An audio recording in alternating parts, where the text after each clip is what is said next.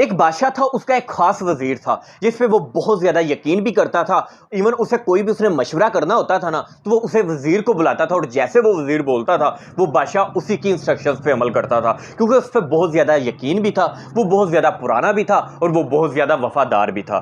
ایک دن وہ بادشاہ اپنے اسی وزیر کو بلاتا ہے اور اس سے پوچھتا ہے کہ تم مجھے بتاؤ تمہاری سب سے بڑی خواہش کیا ہے. تو وزیر کہتا ہے کہ بادشاہ سلامت، میری خواہش کیا ہوگی، میری تو یہی خواہش ہے کہ میں ساری زندگی آپ کے قدموں میں ہی گزار دوں. تو بادشاہ کہتا ہے کہ وہ ٹھیک ہے، مجھے تمہاری وفاداری پہ پورا یقین ہے، لیکن پھر بھی ان چیزوں کو تم ایک سائڈ پہ رکھو اور مجھے بتاؤ کہ تمہاری سب سے بڑی خواہش کیا ہے. تو اس نے ہنستے ہوئے کہا کہ بادشاہ سلامت، میں سوچتا ہوں کہ آپ اتنی بڑی سلطنت کے مالک ہیں، اتنا زیادہ آپ کے پاس رتبہ ہے، اتنی دولت ہے، آپ اتنی مطلب کہ دولت مند انسان ہیں، تو میں سوچتا ہوں کہ اگر آپ کی سلطنت کا 10% بھی 10واں حصہ مجھے مل جائے تو میں کتنا خوش نصیب ہوں گا، مجھے ایسا تو کوئی نہیں ہوگا. تو بادشاہ کہکا لگاتا ہے اور ہنستا ہے اور کہتا ہے کہ صرف 10%؟ میں اگر تمہیں اپنی سلطنت کا آدھا حصہ دے دوں تو پھر کیسا رہے گا؟ تو وزیر کہتا ہے کہ بادشاہ سلامت کیوں مجھے شرمندہ کرتے ہیں؟ تو بادشاہ کہتا ہے میں شرمندہ نہیں کر رہا، میں اپنی سلطنت کا واقعی ہی تمہیں آدھا حصہ دینے کے لیے تیار ہوں. بادشاہ یہ کہنے کے بعد اپنے کاتوں کو بلاتا ہے اور اسے 2 فرمان جاری کرتا ہے. ایک تو کہتا ہے کہ میری سلطنت کا جو آدھا حصہ ہے نا اس وزیر کے نام کر دو، اور دوسرا 30 دن بعد اس وزیر کا سر قلم کر دینا.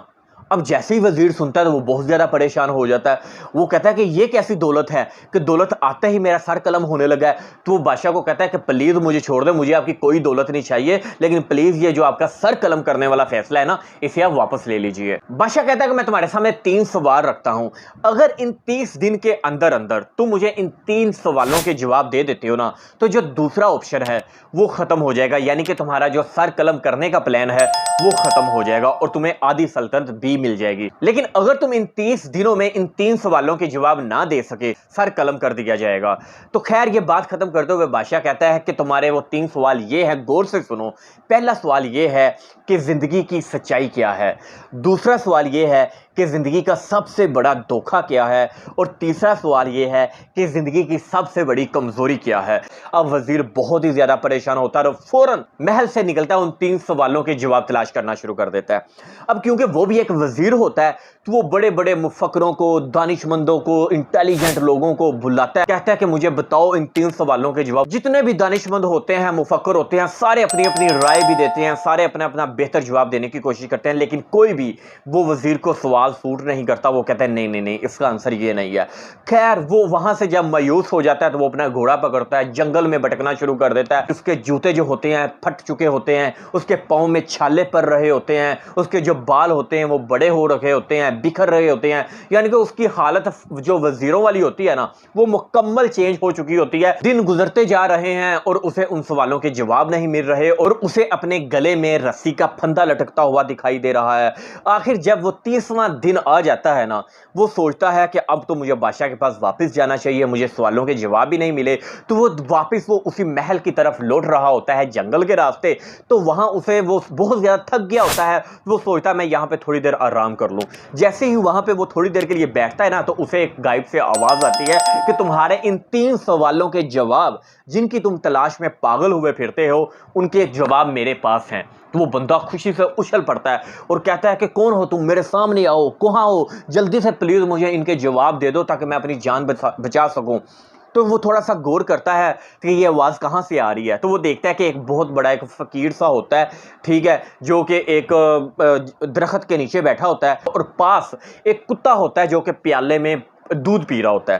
وہ یہ سارا معاجرہ دیتا ہے، ان کے پاس جاتا ہے اور کہتا ہے کہ پلیز مجھے جلدی جلدی ان سوالوں کے جواب دو. وہ بندہ کہتا ہے ٹھیک ہے، جو پہلے 2 سوال ہیں نا اس کے جواب میں تمہیں فری میں دوں گا، لیکن جو تیسرا سوال ہے اس کی تمہیں قیمت ادا کرنی پڑے گی. تو وہ جو وزیر فوراً سے بولتا ہے کہ میں کچھ بھی قیمت ادا کرنے کے لیے تیار ہوں، لیکن پلیز میری جان چھڑا لو. وہ کہتا ہے دیکھو پہلا تمہارا سوال یہ تھا کہ زندگی کی سب سے بڑی سچائی کیا ہے، تو اس کا جواب ہے موت.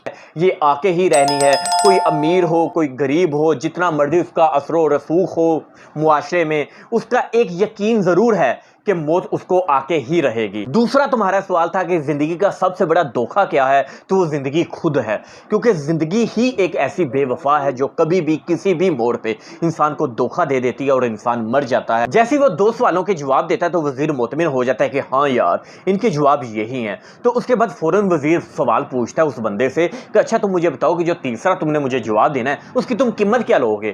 تو وہ بندہ کہتا ہے کہ اس کی قیمت یہ ہے کہ جو کتا دودھ پی رہا ہے نا جس پیالے میں، اس کا بچا ہوا دودھ تمہیں پینا پڑے گا، جیسے ہی تم دودھ پیو گے تو تمہیں تمہارے تیسرے سوال کا جواب میں دے دوں گا۔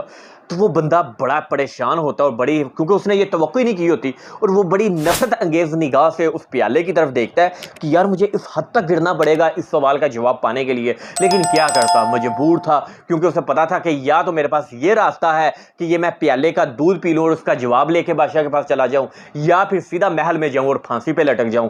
خیر وہ یہ آپشن زیادہ بہتر سمجھتا ہے، پھر جان و مال کے آگے جو اس کی عزت نفس ہوتی ہے وہ ہار جاتی ہے، اور وہ بندہ ایک ہی ڈھیک میں، ایک ہی گھونٹ میں وہ سارا پیالہ پی جاتا ہے۔ جیسے وزیر پیالہ پیتا ہے نا تو وہ بندہ کہکا لگا کے ہنستا ہے اور کہتا ہے کہ تمہارا جو تیسرا سوال تھا نا اس کا جواب تمہارا اسی میں ہی چھپا ہوا ہے۔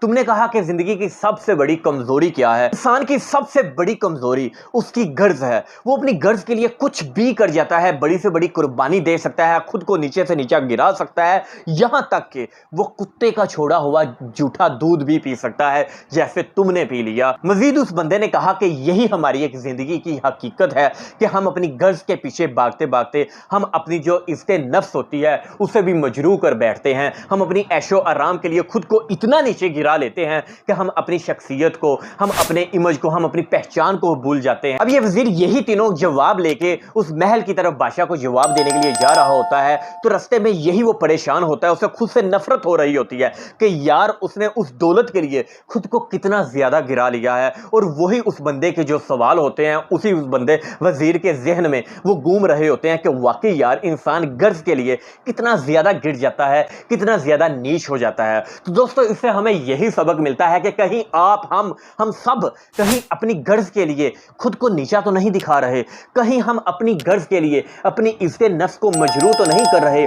دولت، شہرت، عزت پانا چاہیے لیکن خود کو نیچا کبھی بھی نہیں گرانا چاہیے۔ یقین کریں کہ اگر ہم خود کو گراتے ہیں، خود کی عزت نفس کو مجروح کرتے ہیں تو یہ کاغذ کے ٹکڑے کوئی بھی امپورٹنس نہیں رکھتے۔ ہمارے جو اندر کا انسان ہے وہ مطمئن ہونا چاہیے، وہ سیٹسفائی ہونا چاہیے۔ کیسی لگی ویڈیو؟ اپنی رائے کا اظہار کمنٹس میں ضرور دینا۔ اگر ویڈیو کو لائک نہیں کیا لائک کر دیں، چینل کو سبسکرائب کر دیں، اور ملتے ہیں ایسی ایک نئی ویڈیو میں۔ اللہ حافظ۔